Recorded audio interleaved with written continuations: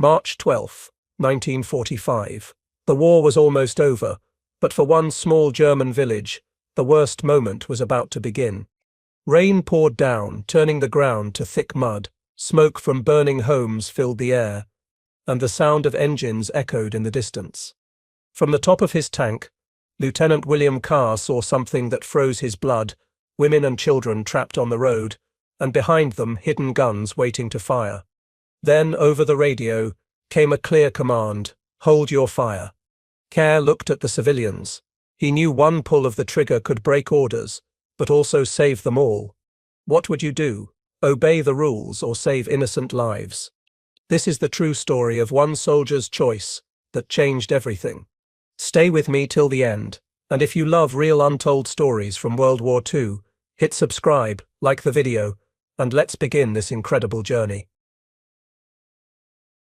The spring of 1945 came with cold rain and fear.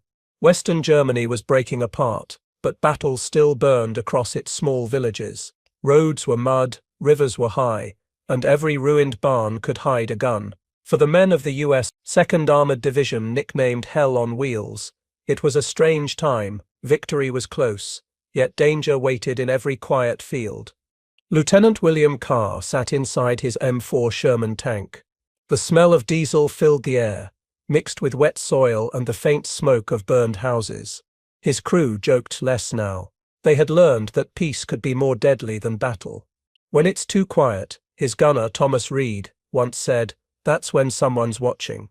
The order from headquarters was clear: hold your fire unless fired upon. Too many civilians were trapped between the lines. American tanks had sometimes destroyed enemy positions that later turned out to be farmhouses with families hiding inside. Commanders wanted no more mistakes. Recon units would confirm targets first. Patience, they said, saved lives. Carr understood. In February alone, reports showed that nearly 10,000 German civilians had been caught in crossfire near the Rhine. The new rules aimed to stop that. Every shell, every bullet had to be justified. But out in the rain and confusion, rules could feel like riddles. That morning, his column rolled through a stretch of farmland near a place locals called Kolstad, just another small village on the map. The tanks moved slowly, their treads crushing soft earth, engines growling like trapped animals. Carr raised his binoculars. The fields looked empty at first, but the silence felt too heavy. Birds had stopped calling. That was never a good sign. Mud splashed against the tank as a truck passed carrying infantrymen, their faces hidden by ponchos. A young soldier shouted something about seeing movement near the ridge, but the wind carried his voice away. Carr lowered his binoculars. Keep eyes open, he said quietly into the radio. The crew followed the order, scanning ditches, tree lines, and roof gaps for any sign of metal or movement. Every shadow looked dangerous. The gunner adjusted his scope. Nothing but rubble and fog, he said. Still, Carr's instincts said otherwise. He had learned to trust them during months of fighting from France to the German border. The ground told stories if you watched a line of fresh mud where boots had dragged, a fence cut clean through, or the faint shine of glass where no window should be. Rain ticked on the steel turret like fingers on a drum. Carr thought of the order again: hold fire. Simple words that could mean safety or disaster. He remembered a briefing at Division HQ, where a colonel had said, the war's almost over. Let's not win it by killing the wrong people. The words made sense then. Out here, they felt far away. As they reached the next rise, the world seemed to shrink into grey mist. In the distance, a cluster of roofs showed through the haze, the edge of Kolstad. Carr's driver slowed the tank to a crawl. The men stayed quiet, listening to the soft clatter of rain on metal. Then, through the periscope, Carr saw a small figure stumble in the mud, a child, maybe 2 or 3 years old. A woman ran after him, calling words he couldn't hear. Around them, a group of villagers moved toward the open field, guided by 2 men in dark coats. Carr frowned. Civilians walking toward an open area in front of a ruined wall. It didn't fit. The map said no German units were nearby. Raikant had cleared this zone, but his gut twisted. Something about the way the 2 men moved, too calm, too sure, reminded him of soldiers, not farmers. He spoke softly into the intercom.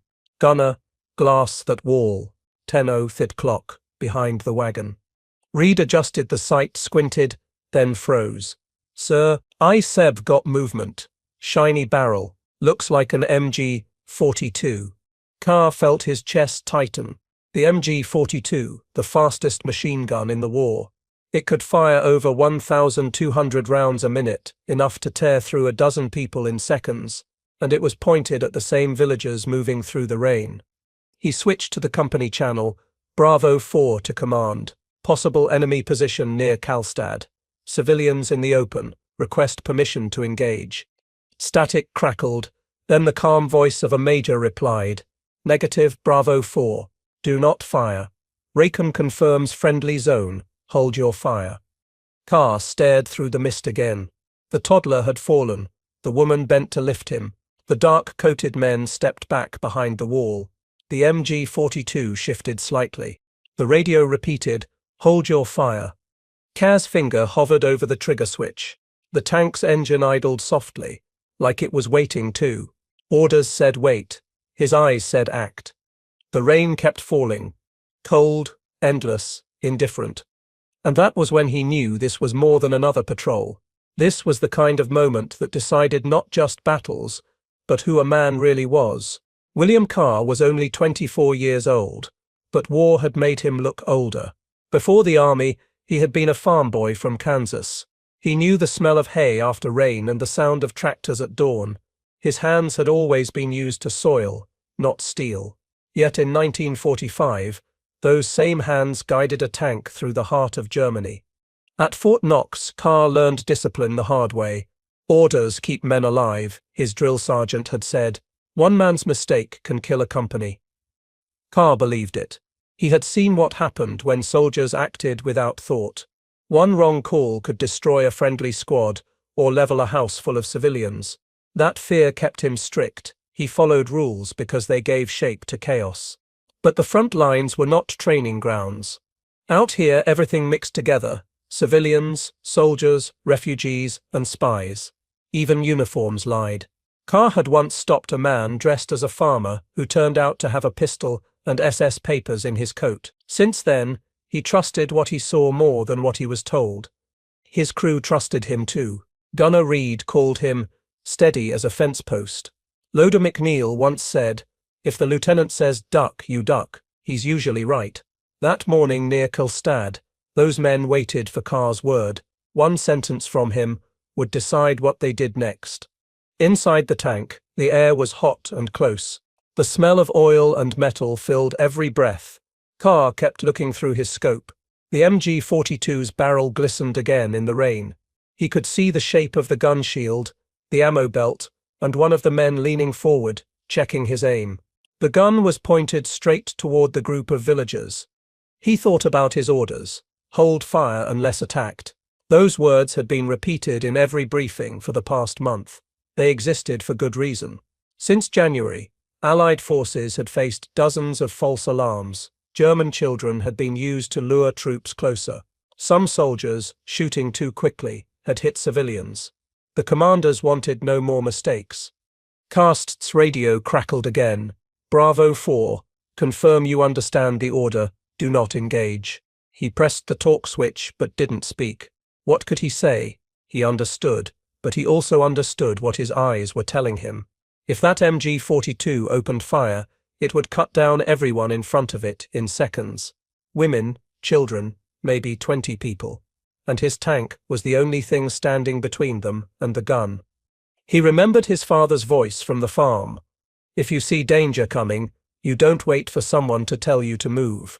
His father had been a calm man who believed in doing right, even when it broke a rule. Cal lowered his binoculars. "Reed," he said softly, "load one hay shell." The gunner froze. "Sir, we set her under order."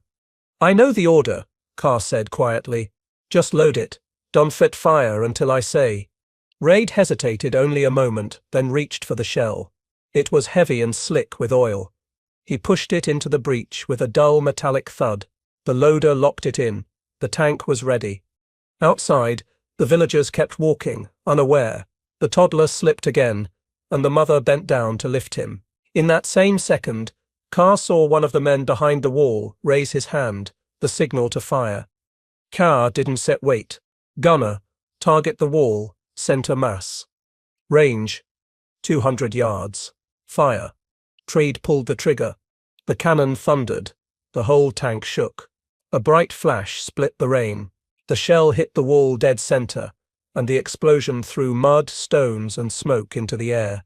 The MG-42 vanished in a burst of flame and dust. The villagers screamed, dropped to the ground, then looked up, confused but unharmed. For a moment, nothing moved. Then, through the smoke, two dark shapes slumped forward, the SS men. Their gun was gone. Carr exhaled, realizing he'd been holding his breath.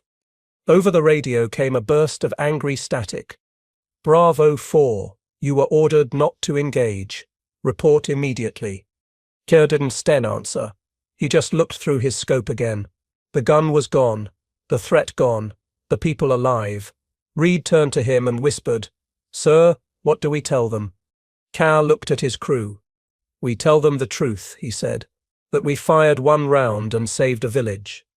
Rain began to fall harder, washing away the smoke and the sound of the blast. In the distance, a child began to cry, but it was a living cry. Carr leaned back against the turret wall. He knew what was coming. Questions, reports, maybe punishment, but inside a calm settled over him. He had broken a rule, yes, but he had also kept his promise to his father and to himself. Outside, the villagers slowly stood and looked toward the tank. Some raised their hands in thanks. Others simply stared in shock. The war had given them few reasons to trust soldiers. Today, it had given them one. And as the rain softened, Carr realized something simple but heavy. Sometimes saving lives meant standing alone. The smoke drifted away slowly, mixing with the mist and rain. The field was quiet now, except for the sound of dripping water and the tank's soft engine hum. Carr kept watching through his scope, making sure the danger was really gone. Bits of stone still rolled down from the broken wall. Two dark figures lay still where the MG-42 had been. "Ceasefire," Carr said softly. His voice was steady, but his hands shook a little. The radio buzzed again, louder this time. "Bravo 4, explain that shot. You had no clearance." Carr finally pressed the button. "Bravo 4 reporting. Enemy MG-42 confirmed. 2 SS down, civilians unharmed." There was a pause on the other end, then only static. The command post would not answer again for almost an hour. Carr knew why. They were deciding what to do about him. Outside, the villagers were slowly rising. The woman with the child looked toward the tank. She waved, unsure if she was allowed to. Carr waved back through the hatch. The small boy clutched her dress, eyes wide with fear and wonder. A few soldiers from the infantry unit came running up, rifles ready. One of them, Sergeant Lewis, climbed onto the tank side. "Sir, what the hell happened?" Carr pointed toward the wall. MG-42 ambush. They were using the civilians as bait. Lewis whistled low when he saw the wreckage. "You sure about that?" "Look for yourself." The sergeant walked closer, careful with each step. The smell of burned powder hung thick in the air.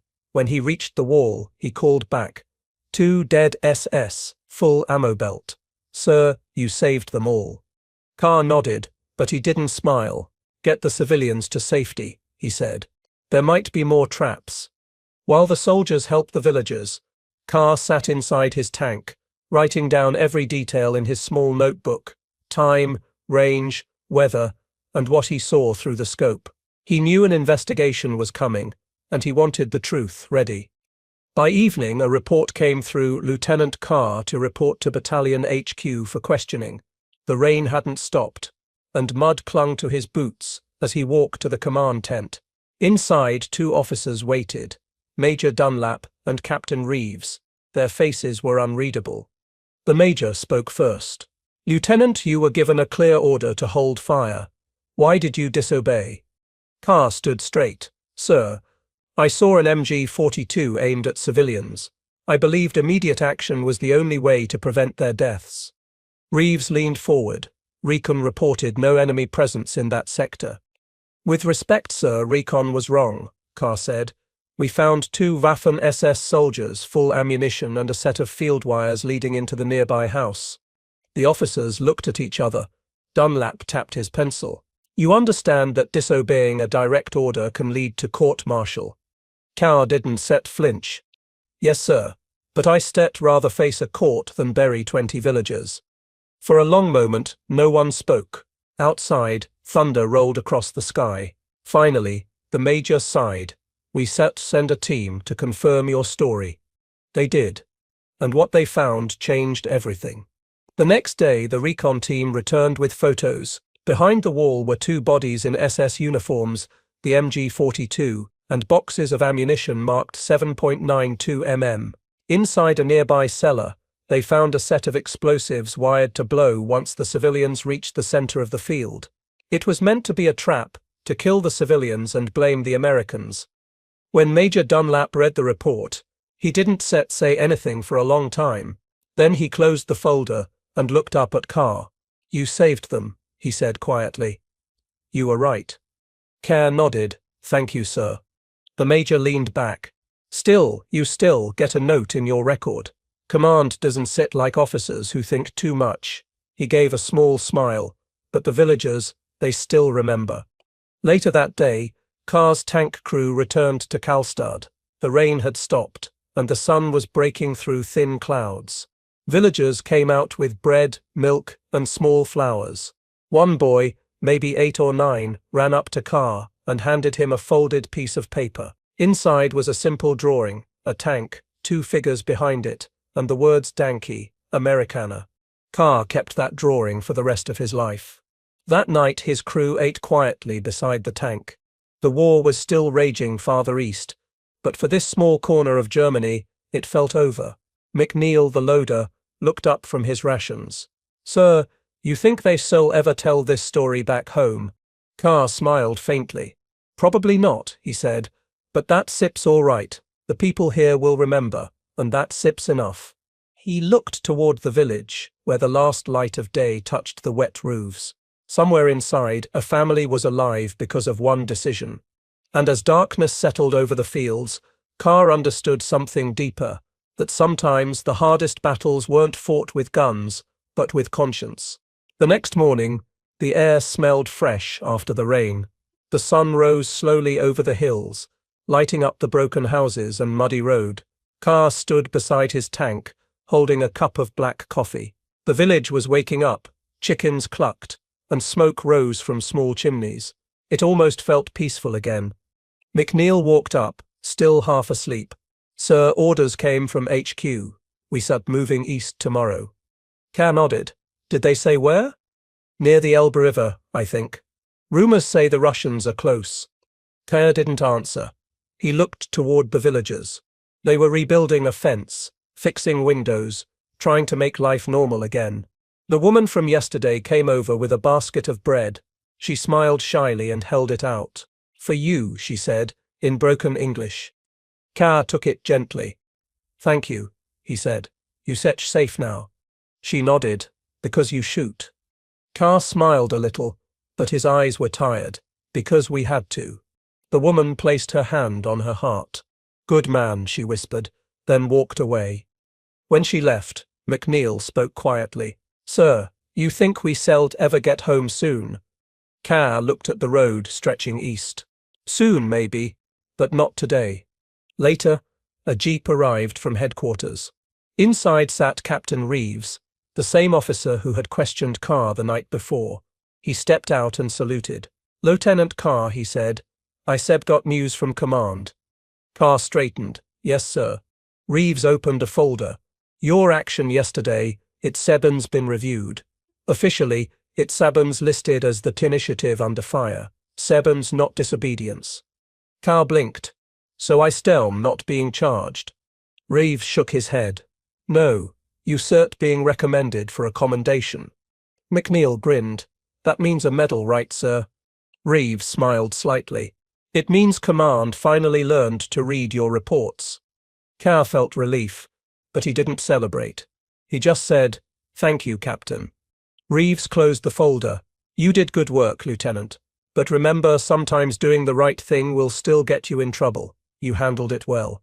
As the jeep drove off, Carr looked back at his tank, heavy, scratched, and covered in mud. It had survived dozens of battles, and so had his men, but every fight left a mark that no medal could cover. That night, as the men cleaned their gear, Carr wrote another note in his small notebook. April 1945, Karlstad. Civilians saved, disobeyed orders. Lesson learned, sometimes thinking is more dangerous than fighting. He closed the book and stared at the stars. The war was almost over, but its weight stayed with him. He thought of the two SS soldiers, young like him once. Maybe they also believed they were doing what was right, but belief, he realized, didn't make it true. A few days later, the unit rolled east. The roads were crowded with refugees, broken carts, and tired faces. Carr's tank moved slowly, its engine humming like a heartbeat. The crew stayed quiet, each lost in thought. When they reached a small bridge near the Elbe, Carr saw something that stayed with him forever: American and Soviet troops shaking hands across the river. The war in Europe was ending. Carr took off his helmet and watched in silence. He thought of Karlstad, of the villagers, of the little boy's drawing that he kept in his pocket. The world was broken, but it was still alive. He whispered to himself, "One choice can change everything." And then, quietly, he climbed back into the tank and drove forward toward peace. The morning light was weak and grey. Mist covered the fields, hiding broken fences and burned wagons. Inside his tank, Lieutenant Carr sat still, his hand on the radio. The voice of command had gone silent after one last warning. "Hold your fire, wait for confirmation." But confirmation never came. In front of the tank, the road curved into the village. Dozens of civilians walked slowly, holding white cloths in the air. They thought the road was safe, but Carr's binoculars told him a different truth. Behind a pile of stone, two SS soldiers waited beside a machine gun. They were not aiming at him. They were waiting for the villagers to get closer. Carr's chest tightened. He looked at his gunner, Private McNeil. "See that wall?" he asked. McNeil nodded. "Yes, sir. Something supple's moving." "That sep's not rubble," Carr said quietly. "That sep's an MG-42 nest." He looked again at the civilians. An old man holding a baby, a woman limping, a boy pulling a cart. 1 minute more, and they would all be in the line of fire. "Orders say hold fire," McNeil whispered. Carr felt the sweat on his hands. The rules said wait. His eyes said act. His heart said now. "Load high explosive," Carr ordered. "Sir." "Do it." McNeil hesitated, then followed the command. The tank sep's cannon hummed as the shell locked into place. Carr aimed just above the stone wall. His voice was calm but firm. "Fire." The cannon roared. The sound rolled across the valley like thunder. The shell hit the wall. A flash, a blast, then a wave of smoke and dust. Screams followed, then silence. The civilians dropped to the ground, covering their heads. Carr shouted through the radio, "Hold position, civilians safe, target neutralized." When the smoke cleared, the wall was gone. The two SS soldiers lay still. A third man crawled out, his uniform blackened, waving a white cloth. He was alive, but beaten. He dropped his weapon and fell to his knees. Kerr's men looked around in shock. They had just fired without permission. Every soldier in that tank knew what that meant. A court-martial, maybe worse. McNeil looked at Carr. "Sir, we just disobeyed a direct order." Carr answered softly, "We just saved 50 lives." The radio cracked again. "Unit Baker 3, report. Who fired that shot?" Carr pressed the button. "This is Lieutenant Carr. Enemy position eliminated. No friendly casualties." There was a pause, long, cold, and heavy. Then the voice replied, "Copy that. Hold position." No anger, no praise, just silence. Kerr climbed out of the tank. The air smelled of burnt metal and wet earth. Civilians were crying, but they were alive. A woman ran to him, shouting in German, tears on her face. She pointed to the road, a child who had been thrown by the blast but was unhurt. She fell to her knees, holding Carr's boots. whispering thanks he couldn't understand but could feel. He knelt beside her. "It sets okay. You set safe now." Behind him, McNeil said quietly, "Sir, command sit's not gonna like this." Carr looked at the ruined wall. "No," he said, "but history might." Hours later, the battalion commander arrived in a jeep. Colonel Anders was a tall, tired man who had seen too many villages like this. He stepped out, looked at the destruction, then at Carr. "Did you fire without orders, Lieutenant?" "Yes, sir," Carr said. "Why?" "Because they were about to fire on civilians." Anders studied him for a long moment. "And you pal sure?" Carr pointed toward the wreckage. 2 MG-42 says, extra belts of ammo, wired charges ready to blow the bridge. They were waiting for us, or for them. The colonel walked closer, saw the German weapons, then turned back. His voice was quiet. "Sometimes the book says one thing, the field says another. Get your men cleaned up. We set talk later." Carr saluted. The colonel didn't return it. He simply climbed back into his jeep and drove away. That night, the men slept inside their tank. The rain had started again, soft and steady. McNeil spoke from the turret. "Sir, you think they sell court-martial you?" Carr didn't set answer at first. Then he said, "Maybe, but if they do I set sleep fine." McNeil chuckled. "You mean you still sleep in the tank, like always?" Carr smiled faintly. "Yeah, maybe both."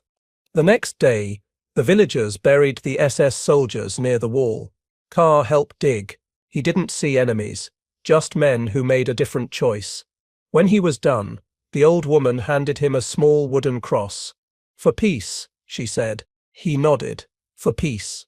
Carr didn't know it yet, but the report of that single cannon shot would travel up the chain of command, sparking arguments, questions, and eventually a change in how orders were understood. Sometimes, thinking wasn't defiance. It was duty. And for the people of Kolstad, that thought had meant life. 2 days later, a courier jeep rolled into the muddy camp with a letter marked, "You are Gent. Command Review." The paper inside was short but clear. "Lieutenant William Carr, report for inquiry regarding unauthorized engagement." Carr folded the paper and said quietly, "Well, I guess the bill has come due." His men said nothing. They respected him, and every one of them knew he had done the right thing. But the army worked on rules, not feelings. The hearing was held in a nearby town that had been half destroyed by bombing. The old city hall now served as the temporary command center. Inside, maps covered the walls, radios buzzed, and tired officers argued over reports. The air smelled of cigarette smoke, coffee, and damp uniforms.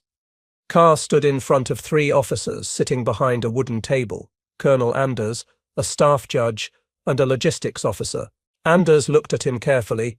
"Lieutenant Carr," he began, "you understand why you stir here?" "Yes, sir." "State your reason for firing without confirmation." Carr stood tall. "Sir, I saw enemy soldiers preparing to open fire on unarmed civilians. Waiting for confirmation would have meant their deaths. I acted to protect them."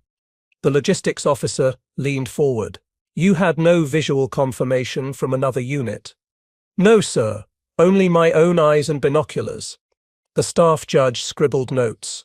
"And you admit to disobeying a direct command from division radio?" "Yes, sir, I do." The room went quiet for a moment. The colonel tapped his pen, then nodded toward a soldier standing by the door. "Bring in the witnesses." 2 local villagers entered, the woman who had given Carr bread and an old man who had helped bury the SS soldiers. They looked nervous but calm. A translator stood beside them. The colonel said, "Ask them what happened." The translator spoke in German, and the woman answered, her voice trembling. She pointed to Carr. "He saved us," she said. "The Germans told us to walk down the road. They said the Americans would not shoot if we were in front. We did not know there was a gun behind us." Her words echoed softly in the room. The old man nodded. "He fired once. Then there was silence. If he had waited, we would be dead." The officers exchanged looks. The judge wrote more notes, slower this time. Then Colonel Anders said, "Lieutenant, your men's statements confirm this version." We also sent a recon team to the site. He opened a folder and spread out photos. 2 MG42 size, a destroyed ammo box, tripwire for explosives, and a map showing German fallback routes through the village. Your judgment was correct. Kerr exhaled quietly but kept his posture straight. Thank you, sir. The colonel looked up. But still, you broke a rule. Kerr nodded. Yes, sir, I did, and I fell accept any consequence. The colonel set down his pen. Sometimes, Lieutenant, the hardest thing about command is knowing when a rule should bend. In this case, it bent toward mercy. He signed the paper and said, You are cleared of all charges. Your action is to be noted as disobedience under fire. Kerr saluted. Sir, I was just doing my duty. Anders shook his head slightly. No, Lieutenant, you did more than duty, you thought. Outside, Kerr stepped into the cold air. The village bells were ringing in the distance. A sound that hadn't been heard there in months. He could see children running in the street again, playing near the same road that had nearly become their grave. McNeil met him near the jeep. So, what happened, sir? Kerr smiled faintly. They called it initiative. McNeil grinned. That says army talk for day. You got lucky. Kerr laughed softly. Maybe. Or maybe it means they finally saw what mattered. That evening, back in camp, the men sat around a small fire. Someone had found a harmonica, and they played a slow tune. The smell of coffee mixed with smoke, and for the first time in weeks, the soldiers seemed relaxed. Kerr sat quietly, writing in his small notebook. His entry was short. Disobedience turned to understanding. The rulebook didn't save them. Thought did. Orders can win battles, but only judgment can save lives. He closed the notebook and stared into the flames.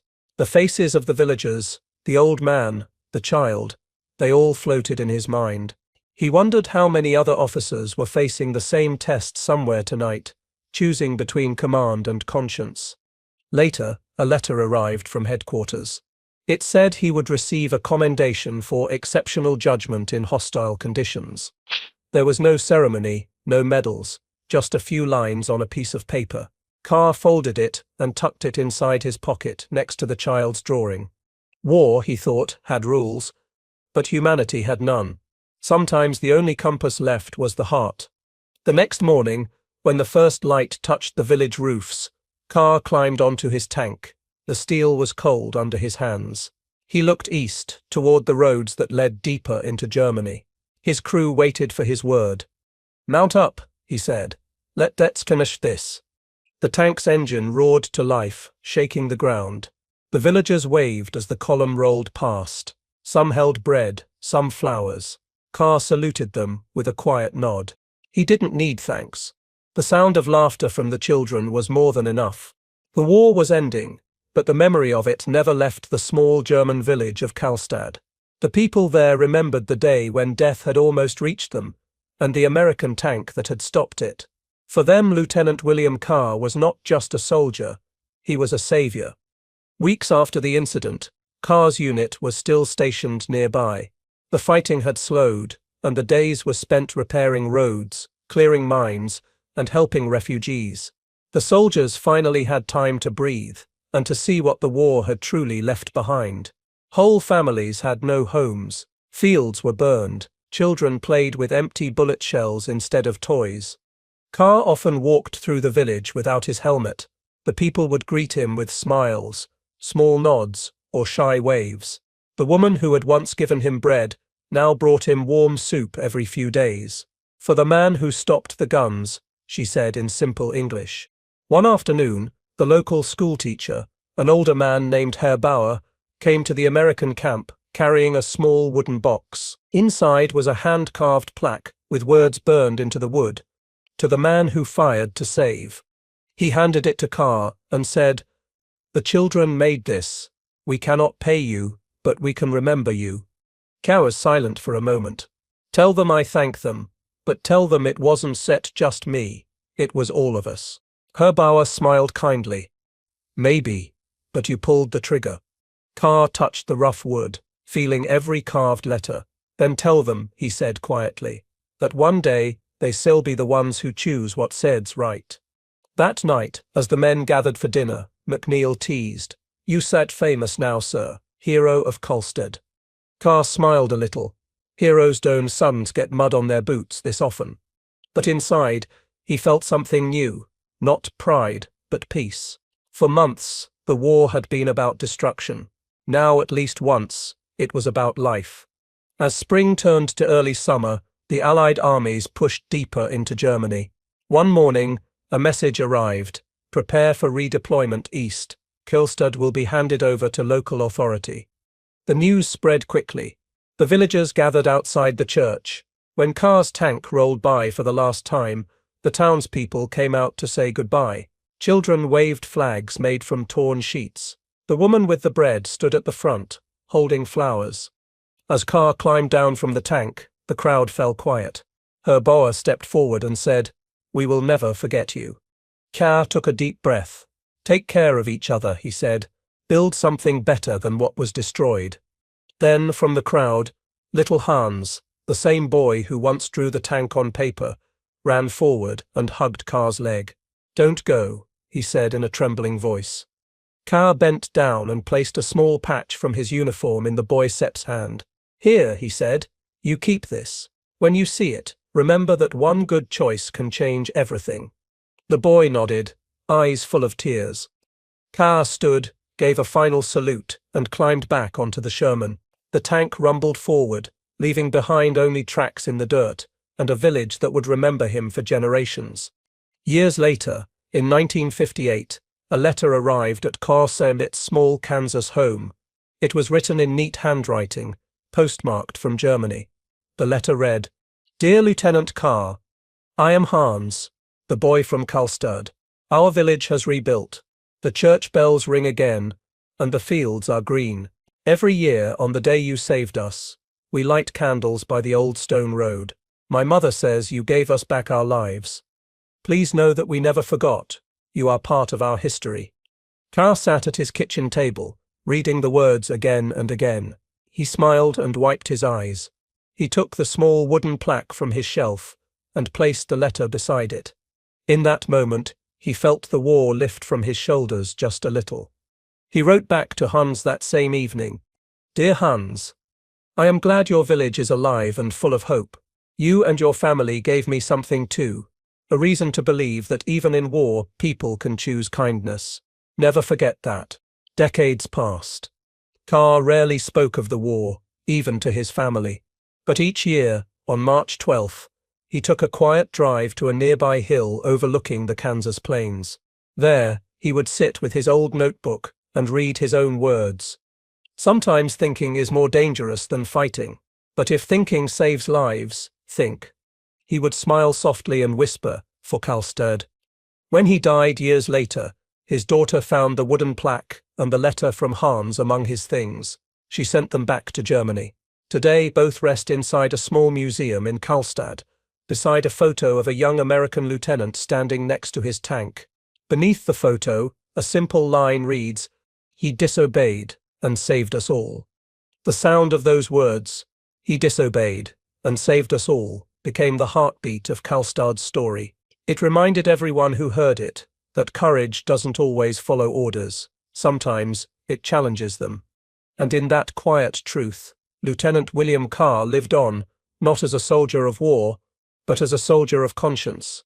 Long after the guns fell silent, Lieutenant William Carr's story continued to travel, told by veterans, whispered in classrooms, written in small-town papers that honored forgotten heroes. But more than medals or titles, it was the meaning behind his choice that lived on. People often asked, why did he risk his career to break an order? Carr's answer, whenever he gave one, was simple. Because orders are written by men, but compassion that comes from something higher. In 1965, 2 decades after the end of World War II, a journalist interviewed him for a local radio program. The interviewer, a young man just out of college, asked, "Lieutenant, if you had to make the same choice again, to fire against command, would you still do it?" Carr thought for a moment before replying. "I studied do it faster," he said quietly, "because that day I learned that real duty isn't set about power or fear, it's sets about people. The day we forget that, we lose what makes us human. That short interview played across several American stations. Listeners wrote letters, veterans shared it among themselves, and even teachers used it in history classes. In one of those classrooms, in a rebuilt school in Karlstad, Germany, a teacher played the recording for her students. When Kar's voice echoed through the room, the children sat in silence. Then the teacher said, "That is the man who saved this village before most of you were born." A girl in the back raised her hand. "Miss, why did he help us? We were the enemy." The teacher smiled sadly. "Because he didn't see enemies, he saw people." Years rolled on. The world changed. New wars came and went, each with their own orders, their own impossible decisions. But Kar's moment in Karlstad remained a quiet lesson, one passed from soldier to soldier, from parent to child. In 1983, Hans, the same boy who had hugged Kar's leg, was now a grown man, a teacher, and a father. That year, he stood in front of his class and told them the story of the American lieutenant. He pointed to a black and white photo on the wall, framed above the chalkboard. "This man," Hans said, "did not come here to destroy. He came here to choose." The students listened closely as Hans described the rain, the mud, the broken wall, and the two SS men with the hidden machine gun. He told them how a single shot had saved dozens of lives, not to glorify war, but to show that humanity can still survive inside it. When he finished, a student asked softly, "Do you think we would have done the same?" Hans looked out the window at the peaceful fields beyond the school. "I hope," he said, "that you never have to find out." Back in America, Kar's daughter, now in her 30s, received another letter from Karlstad. It was written by Hans's son, a young man studying history. "Dear Miss Kar, I never met your father, but I grew up hearing about him. Every year we walk the same muddy road where his tank once stood. We light candles and tell the story again. He may have left our village, but his courage stayed. Please know that the people of Karlstad still thank him, and we thank you for sharing him with the world." She wrote back with a photo of her father in uniform and a few words. He never thought of himself as a hero. He only wanted to do what was right. The letter exchange began a tradition, American and German families writing to one another, sharing stories, drawings, and lessons from the past. Each year on March 12th, both families sent messages of peace. By the 1990s, Karlstad had grown into a quiet green town with cobblestone streets and a new museum built near the church. Inside it, one small corner was dedicated to Lieutenant Kar and the American 7th Armored Division. Visitors could see his photo, his wooden plaque, and a replica of the patch he gave young Hans. Every spring, schoolchildren still came to listen. The guide would end every tour the same way. He was told not to fire, but he fired once, to stop death, and in doing so, he saved us all. Kar's story spread beyond Karlstad. It appeared in documentaries, history journals, and even online forums where people shared forgotten moments of compassion in war. Some called him a rebel, others called him a hero, but most agreed his act was a reminder that even in the darkest times, light can come from the smallest choice. In one such documentary, a historian concluded, "Kar did not fight against orders. He fought for life. That difference defines true courage." Today, when people visit the Karlstad Museum, they often pause before the display case. The small wooden plaque still reads, "To the man who fired to save." Below it, a simple note from Hans's family says, "Because one man thought before he obeyed, we are here." The story continues to inspire soldiers, teachers, and ordinary people around the world. It reminds us all that history isn't made only by those who follow orders, but by those who think, feel, and choose humanity when it matters most. And so, as the years pass, the spirit of Lieutenant William Kar lives on, not through war stories or medals, but through the quiet hope that one person's courage can still change the course of many lives. If you enjoyed this story and believe such forgotten moments of courage should be remembered, please subscribe to our channel, leave a like, and share this video. Every click helps us bring more untold stories of humanity, bravery, and hope back to life. Because sometimes, the smallest stories carry the biggest truths.